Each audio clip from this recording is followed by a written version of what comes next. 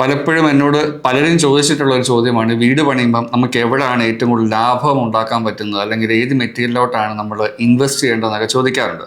Civil പാർട്ടിലേക്ക് നമുക്ക് പിന്നീട് വരാം. ഇൻറ്റീരിയറിൻ്റെ കാര്യം ഞാൻ ഇപ്പോൾ പറയാം. ഇൻറ്റീരിയർ പ്ലാൻ ചെയ്യുന്ന സമയത്ത് നമ്മൾ ഒരിക്കലും ലാഭം പ്രതീക്ഷിക്കാൻ പാടില്ലാത്ത, എന്നാൽ ഇൻവെസ്റ്റ്മെൻ്റ് ആയിട്ട് തന്നെ കരുതേണ്ട ഒരു ഭാഗമെന്ന് പറയുന്ന ആദ്യത്തെ കാര്യം പ്ലൈവുഡ് തന്നെയാണ്. ബ്രാൻഡഡ് ആയിട്ടുള്ള പ്ലൈവുഡ് തന്നെ എടുത്ത് മുമ്പോട്ട് പോകുന്നതാണ് എക്കാലത്തും നല്ലത്.